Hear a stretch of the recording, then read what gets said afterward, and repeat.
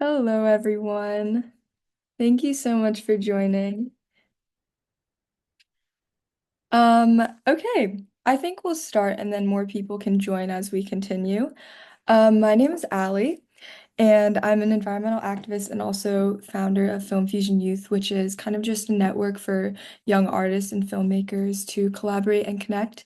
And I find it to be very meaningful that we get the opportunity to come together and talk about causes that matter to us.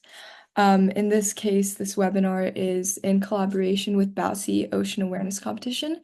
In 2023, they held their competition on the topic of climate heroes. And we're here with some of the fellow film winners, and I will be introducing the panelists, screening their film, and then we can have a little discussion after each film. And after we complete that process for each panelist, we can potentially open the floor up for any questions. All right, so let's begin with Cynthia. Cynthia is a high school junior from Long Island, New York. She's combined her passion for creative arts and the environment by joining Rewild Long Island's summer program to fight hunger and climate change in 2022. In 2023, she joined Rewild's social media committee, and it is there where she became inspired by co-founder Raju Rahan, choosing him as her climate hero for the 2023 Ocean Awareness Competition. This year, Cynthia founded Monarchs Matter, a nonprofit dedicated to protecting monarch butterflies and restoring their habitat. Through this initiative, she collaborates with Rewild to raise monarchs and grow milkweed, inspiring future environmental stewards. So I'm going to share my screen, and then let's watch Cynthia's film.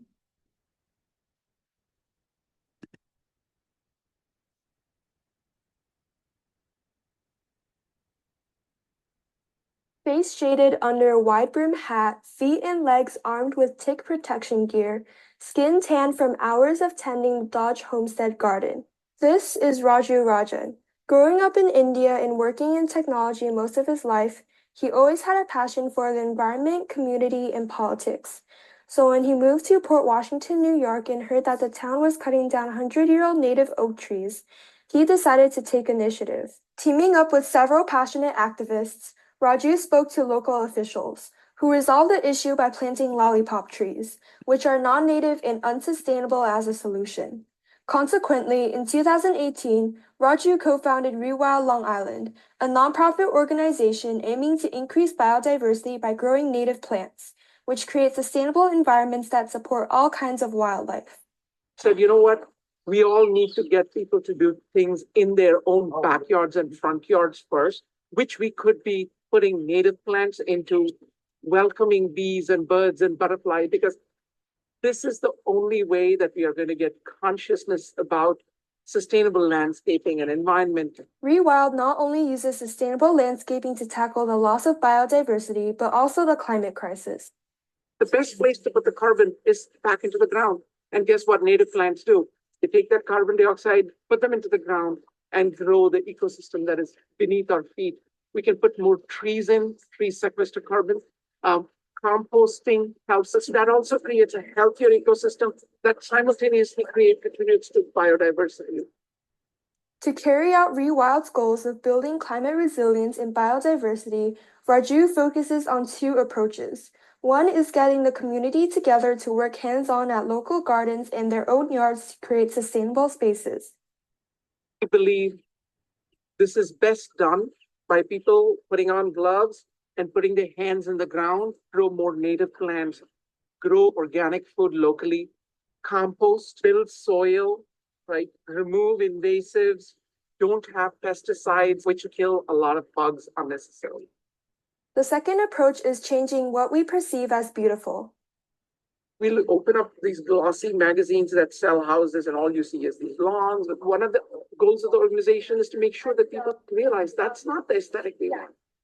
We want like little bushes, and we want butterflies, and we want birds and bees. Hey, what about a wild and naturalistic look? What about growing things that you can eat? Why does it always have to be lawns, lawns, and more lawns? Using these approaches, Raju organizes a variety of programs every year. creating ripples of change throughout communities. Beginning of the year, we do a native plant sale where we sell over 100 species of native plants so that people can put them in their yards. This year, we started a Rewild Gardens program. So we teach community groups how to build their own sustainable garden and help them maintain it. Then we have the summer program to fight hunger and climate change, where over 30, 35 young people will be working this summer, pulling invasives, planting natives, growing vegetables. We want to show that the worst enemy is despair, because what you think is, oh my God, the climate crisis is so big. No, you can find a place which is 5 by 5 square feet, put in 5 milkweed plants, and you will find butterflies coming to it. So really find hope in small ways and then organize with other people. Because then you can take all the small efforts that people do and then roll that into big change.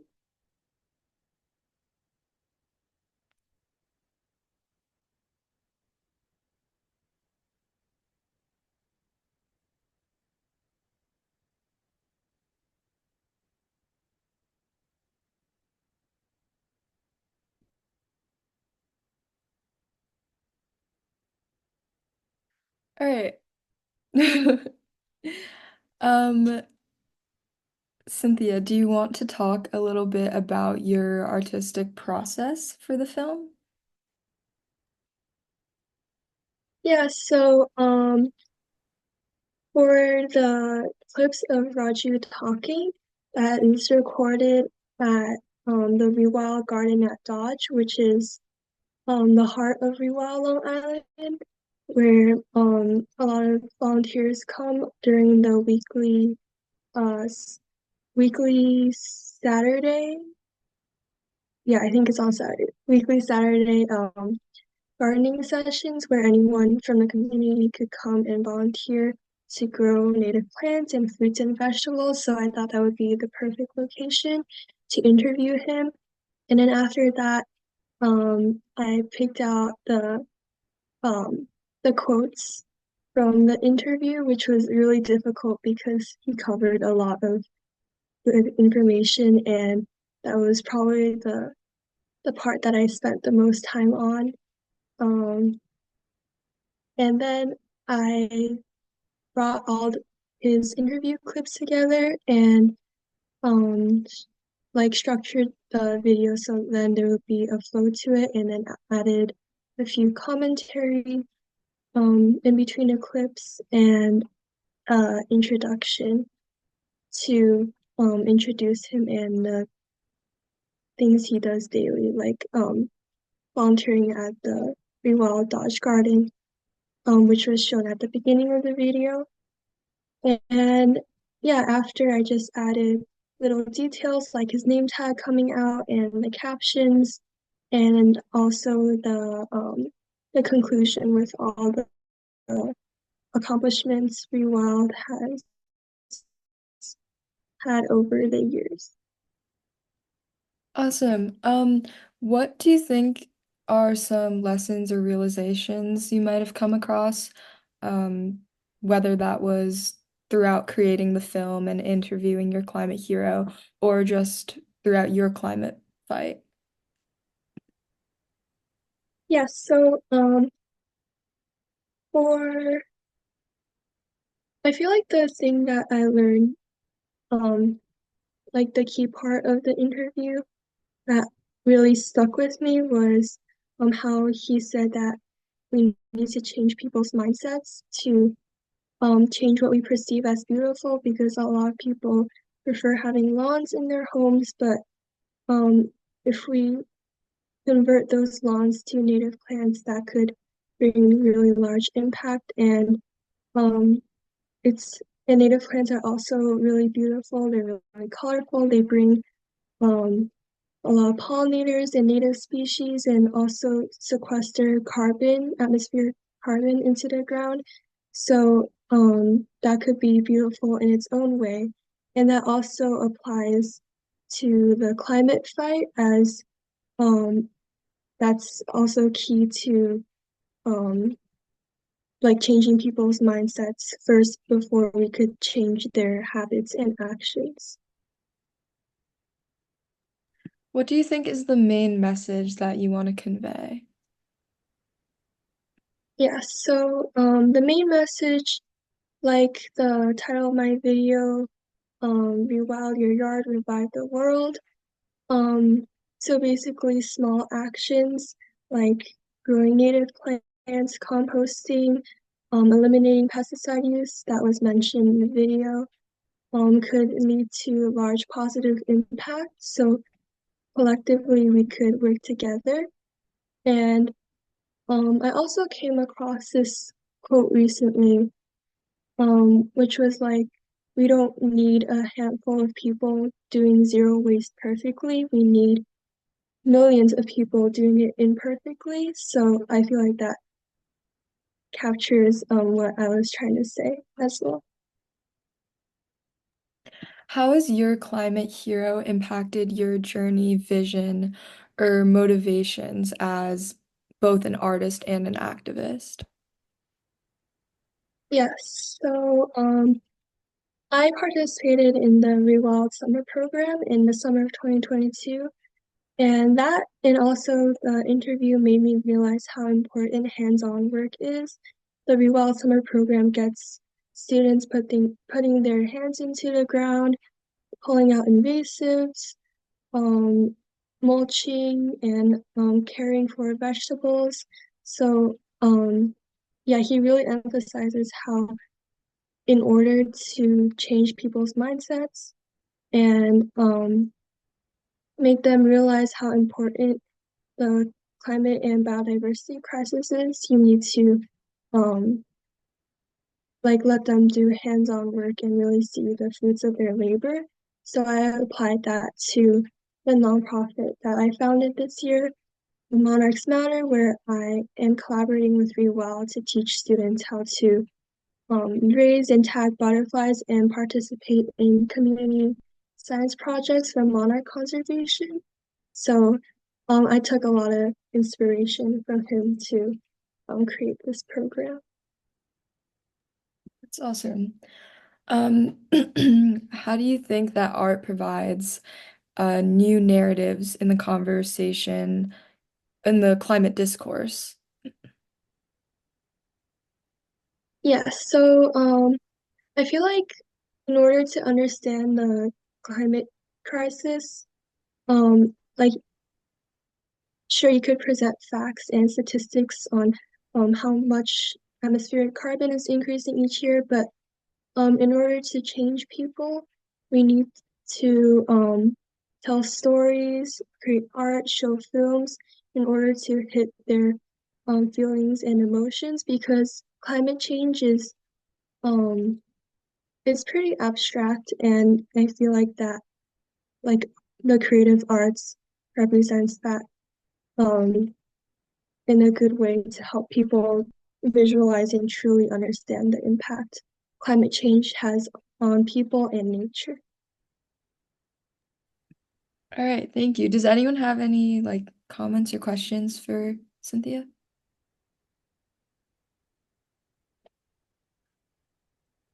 Well, Okay. thank you, Allie. Yeah, thank you. Let's move on to Leah now. Leah is a senior at Thomas Jefferson High School located in Virginia. Her interests include art, technology, and trying various boba places. Through art activism and technological advances, Leah learned more about her place in spreading the word about climate dangers. Her goal is to create art that can reach others.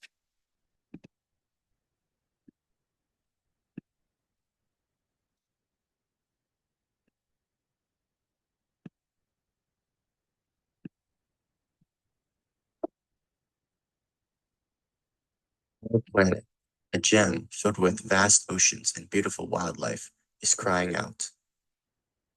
Silently, it endures the relentless weight of change.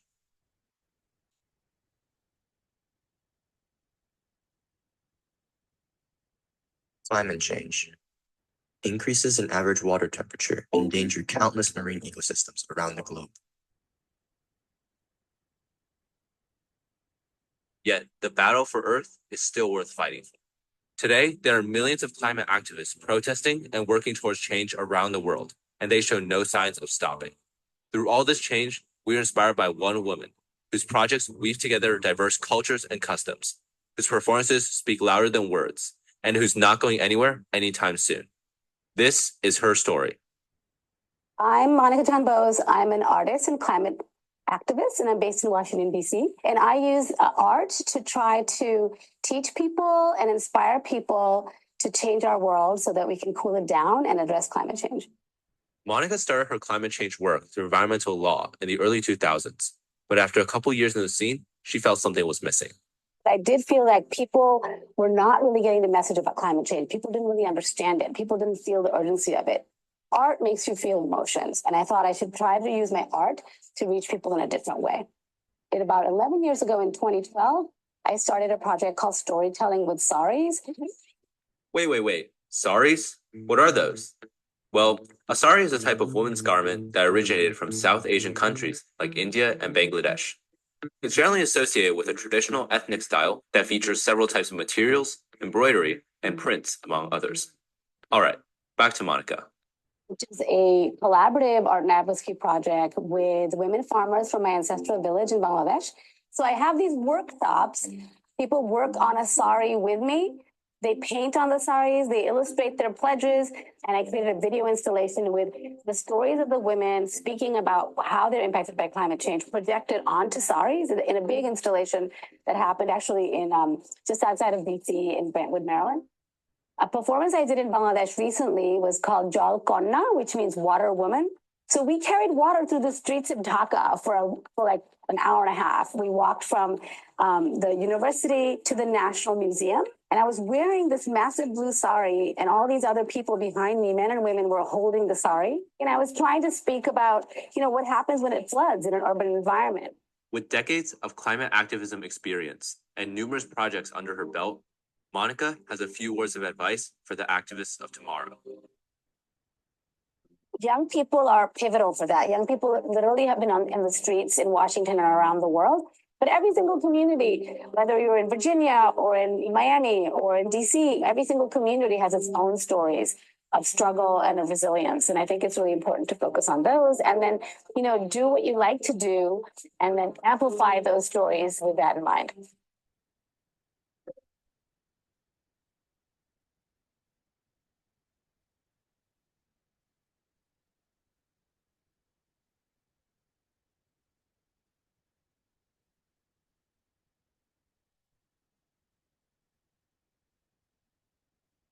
All right.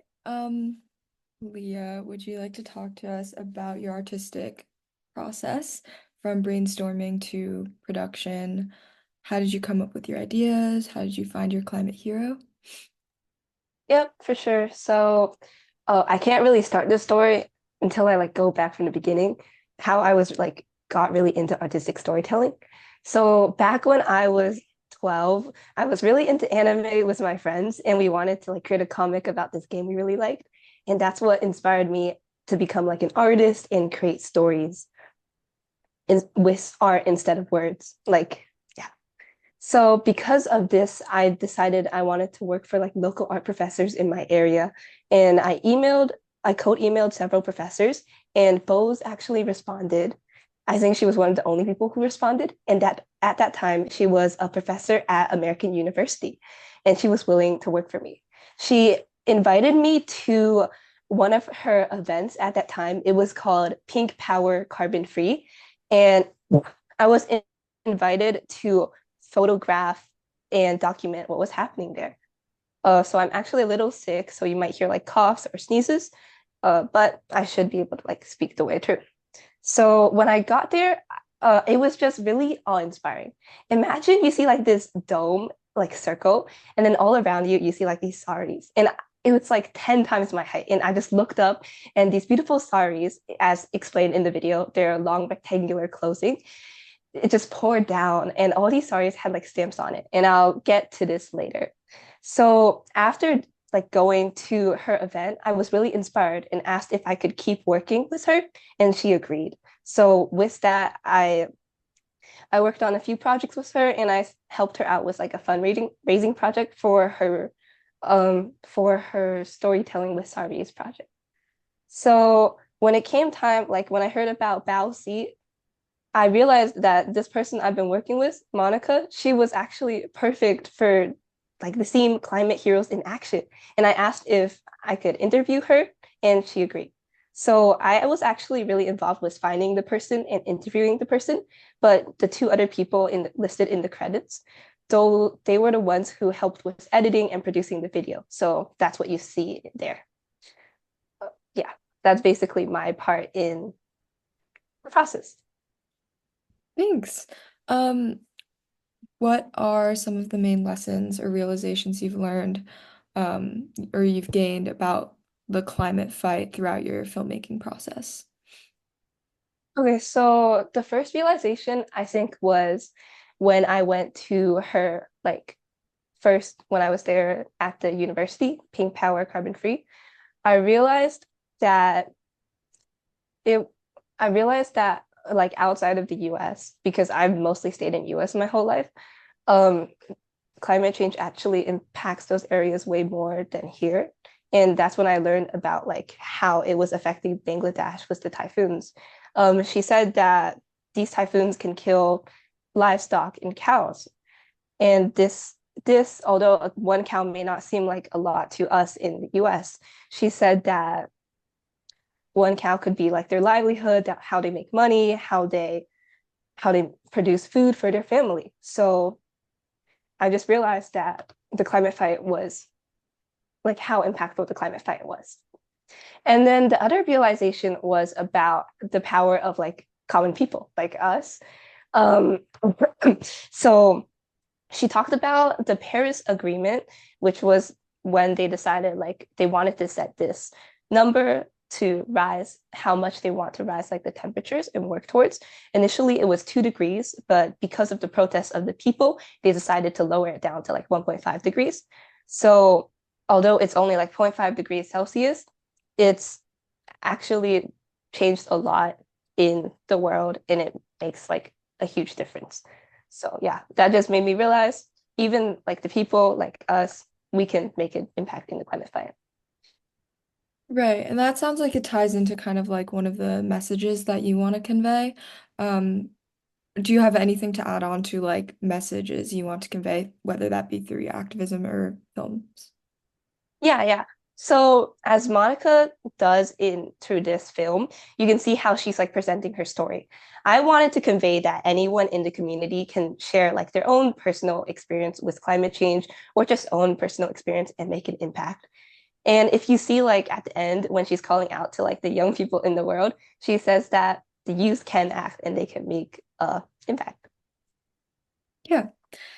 How has your climate hero impacted your like perception of the climate fight or your journey as an activist? So she taught me like to create art for my own stories. So, you know, when I was younger, I was creating like these fun comics about like stuff I enjoy, which is all good. And I still do that. But I think working with her made me realize that I could do a lot more with my artwork. I paint and I do like mixed media. So I realized that instead of just like creating these stories, things that I thought were beautiful, I could also do art to impact others who went through like similar experiences like me. And I just felt more empowered to do. I love that so much. Um, how do you think that art provides new narratives of communication in the climate discourse? If you have anything else you want to touch on, I know these questions have kind of been dancing around the similar topic.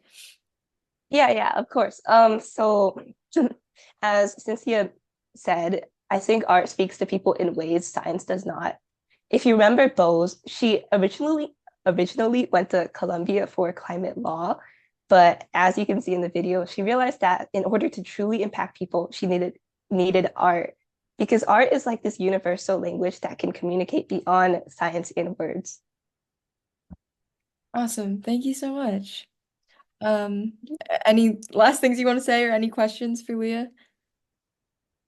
Thank you for inviting me. Yeah, of course. Thanks for joining. All right. Um, I'm going to screen my film now.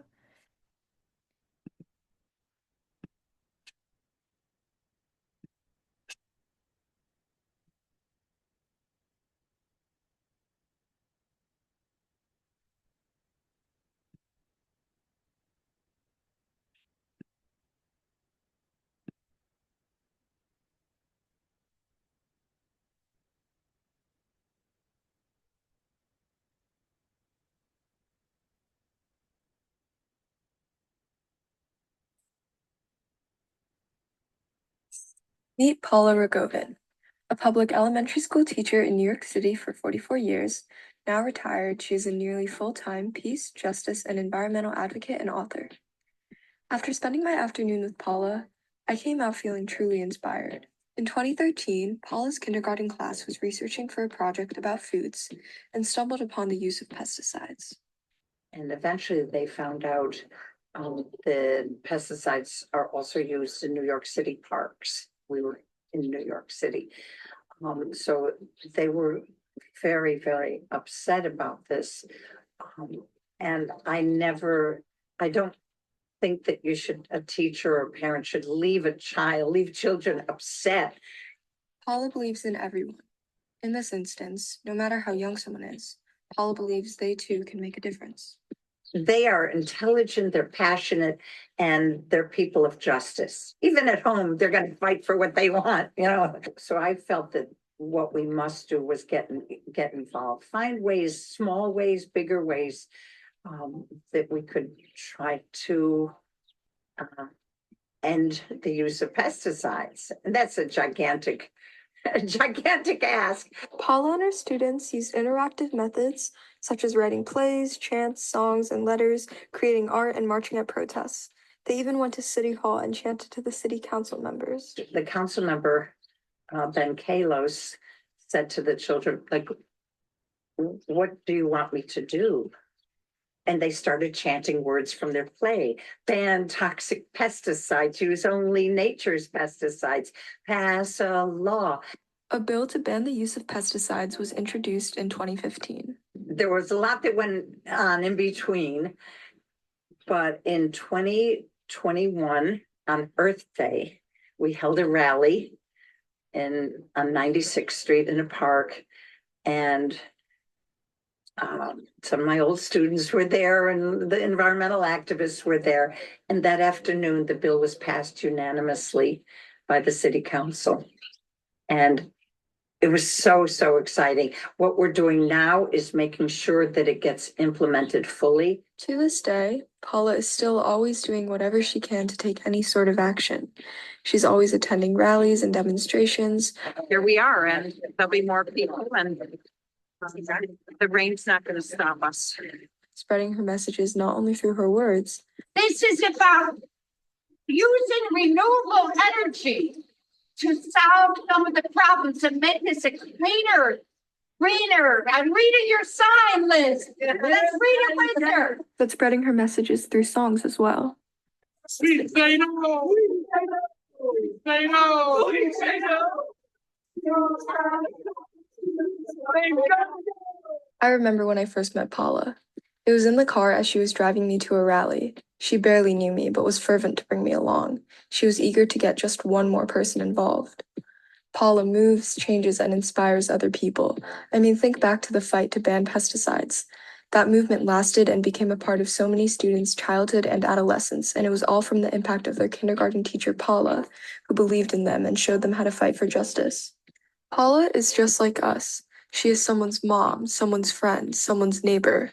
But it's her determination and kindness that she spreads that inspires us to be an everyday hero just like her.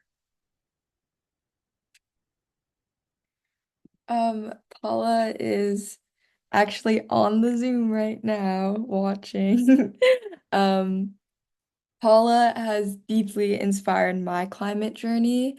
The conversations that I had with her is honestly what really got me extremely involved with climate activism. She always wanted to bring me along to rallies, and the conversations that we've had during our car rides have all been super meaningful to me and also informative as well.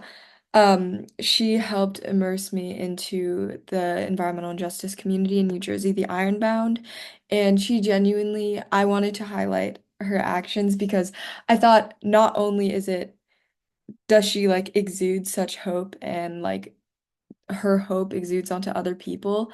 I thought it was very inspiring how she was in collaboration with um, her kindergarten students.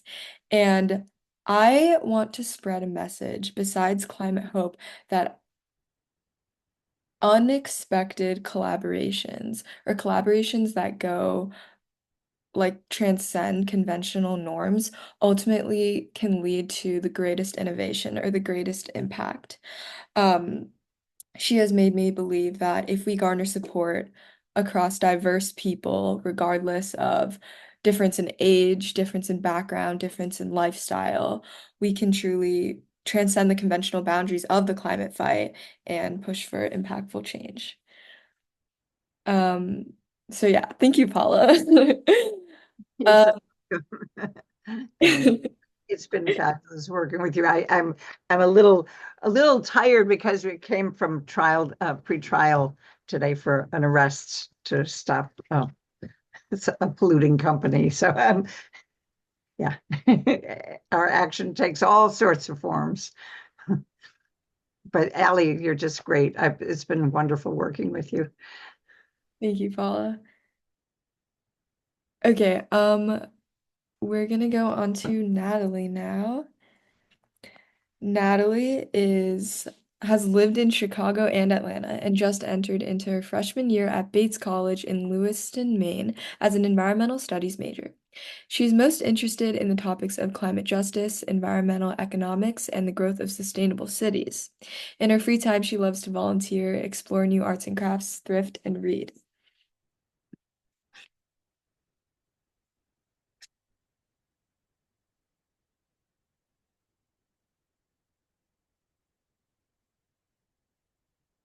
Mohana, Mohana,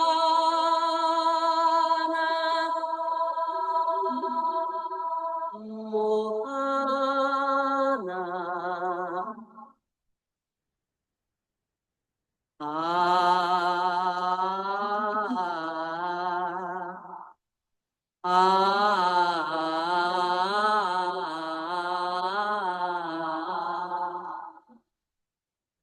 Espíritu del agua, espíritu burlón, espíritu del agua, espíritu burlón, espíritu del agua, espíritu burlón, espíritu del agua, espíritu burlón, espíritu del agua, espíritu burlón. Tengo que abrirte mi corazón. Tengo que abrirte mi corazón. Espíritu del agua, espíritu burlón. Espíritu del agua, espíritu burlón. Espíritu del agua, espíritu burlón. Espíritu del agua, espíritu burlón.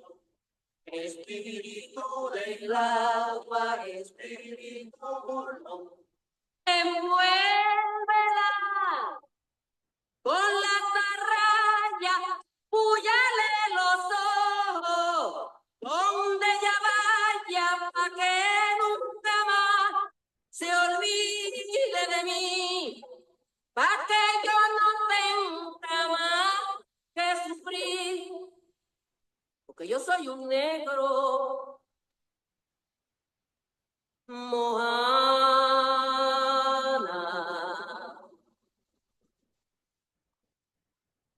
Cadenas en el cuerpo.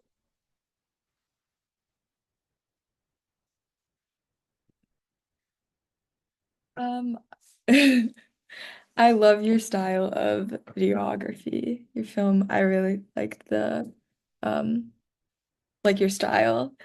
Do you want to talk about your artistic process? Yeah, I'd love to. That's so sweet. Thank you. Well, also I have a pretty similar story to Leah that I guess like I got into stop motion animation with my sister because we used to make stop motion animation Barbie films when we were younger. And I guess yeah, I stopped that. But when BOSI kind of announced they had this competition, I thought it was really cool because I never really thought about doing climate activism through art. Um, And yeah, and I chose that medium because it seemed like a pretty easy medium to do. And it was really fun just kind of exploring that kind of film. And yeah, that was basically it. Any lessons or realizations you've gained about the climate fight during the filmmaking process? For sure. I think one of the main points, like that the quote of that she said at the end, is that there's like so much intersectionality between like the environment and local communities, and we can't just focus on like saving trees or the planet and animals, but we also have to focus on the well-being of communities and what their environment means to them. And also she mentioned that it's not by choice. Like it's true, similar to the cow story, like we can't there are people where they can't just choose to advocate for the planet because they're in a position where they aren't as affected by climate change, but there are people out there that are affected by climate change and policies that are hurting them and the environment. So I definitely gained a lot of consciousness in that area. What do you think is the main message that you want to convey through your film? I think similar to what I said was like, yeah, just the importance of not just isolating the planet and then the people, but also realizing that so much of it is about just coexisting, while also lifting up communities that don't have much of a voice. I think a big part of this was researching. I really wanted to be intentional about researching people outside of the US and outside of my local issues because I wanted to learn more about international issues. And so I think always realizing that there are, yeah, bigger issues out there or things that you aren't aware of can help with. How has your climate hero impacted your motivations as an artist or an activist? So I think, yeah, it made me a lot more interested in international activism and issues outside of my sphere. And through her and through researching those international activists, I came across other international activists and was lucky enough to even host like a interview with an activist from Costa Rica in front of like in my environmental club at my school or my high school. And that was really fun and also just really cool to see someone's own climate activist journey that's just so different from ours and anyone near me. So yeah, that really. You were talking about how you had never really thought about using art as a form of activism. So now that you have like participated in that artism, um, what are your thoughts? Like, yeah. So yeah, like mentioned before by some other panelists, I thought that it was super powerful and it makes a lot of sense because just visuals kind of impact you more sometimes than writing or someone talking because you see it right there and you see these projects happening with like the people that were interviewed, like yours. And I think that that is means so much more because you see it in front of your eyes. And I think that also you can add like music and all these different things to be really intentional about how you want your message to come across. And I think that I definitely do want to keep pursuing that. And I'm really interested. Awesome. All right, thank you. Um, Last but not least, we have Annette. Annette is a senior at Mountain House High School in California. She's an aspiring artist hoping to major in entertainment design. Some of her hobbies include marching arts, music, and video games.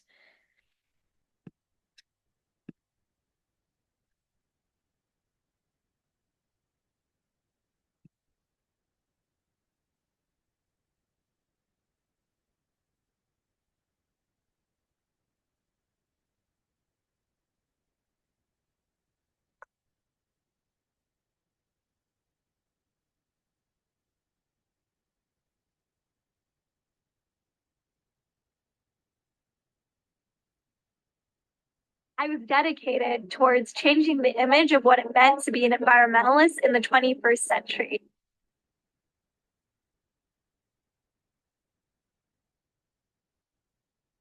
Ultimately, you know how to reach more community and your audience the best. And we need more people to mobilize in their own local areas and their own local context to be able to really move more people to action.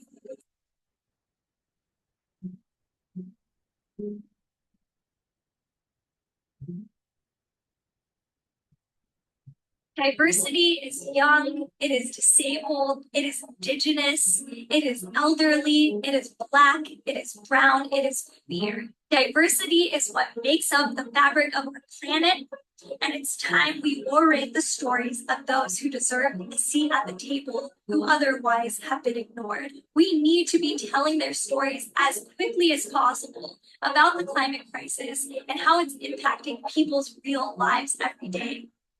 Because presenting their stories may be a matter between life or death. In order to increase the diversity and the inclusiveness of our movement, we must continuously fight to give diverse voices a platform as well as the resources necessary to push their ideas forward on how we can build a more sustainable world.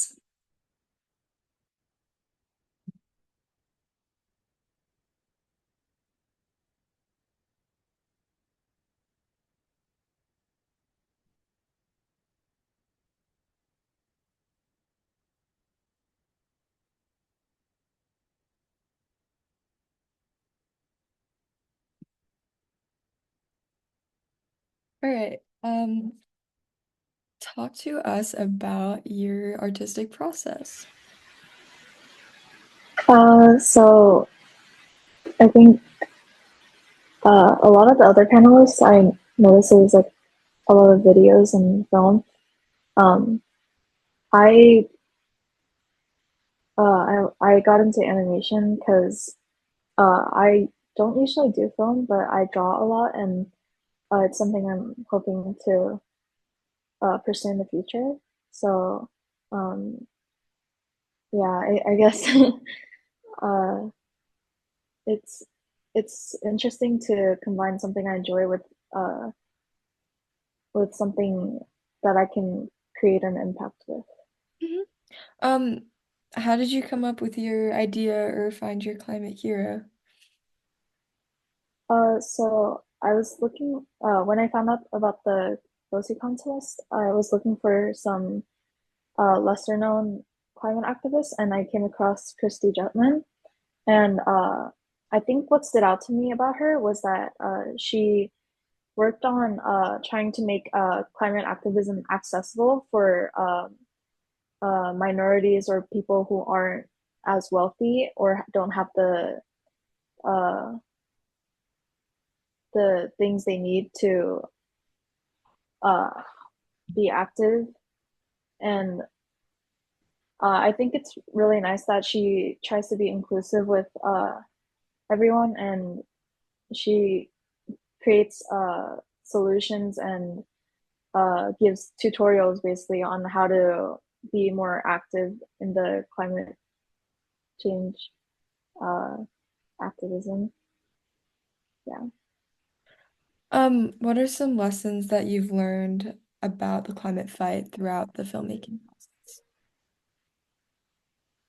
Through making it, I listened to a lot of her podcasts or interviews, and I think I got to learn more about what kind of effort goes into being an activist, and I realized it's a lot more easier than you think it is because a lot of people think it's very complicated or it's like, oh, I don't have time for it or I don't have enough money.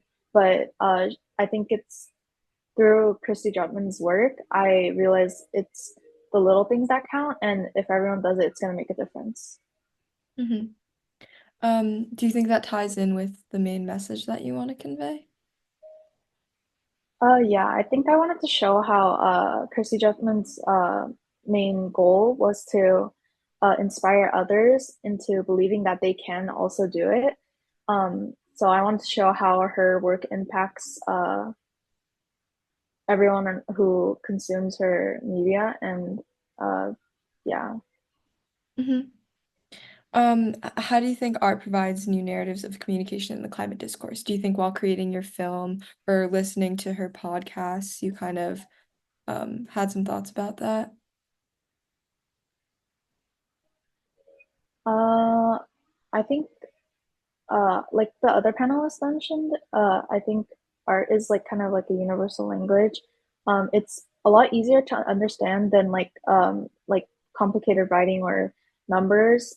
Obviously those help, but I think things like music, art, or visuals, they really impact and they're a lot easier for a majority of people to understand. So I think it's great that people are incorporating both of those things into doing something important. Mhm. Okay, so thank you, Annette. That was Thank all you. of our panelists, all of our films. Um, does anyone have any questions or comments?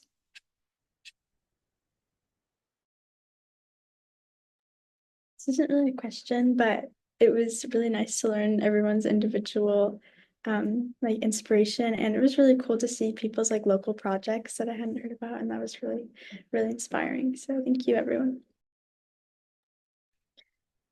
Thank you everyone for coming. I personally loved the 2023 Bow Seat theme because I feel like a lot of media surrounding climate activism can tend to be a little bit negative. So I loved how we were able to highlight some of the more hopeful stories, um, which I think help motivate people and make people feel more connected to the cause. And I also think that we all made films, yet some of them were with stop motion, some of them were with animation, others had interviews. So I think like the different ways you can approach artistic filmmaking and the different messages you can convey, it's very like personalized, like you can personalize it, which I think just makes it even more impactful. So yeah, thank you everyone for attending, and I hope you all enjoyed.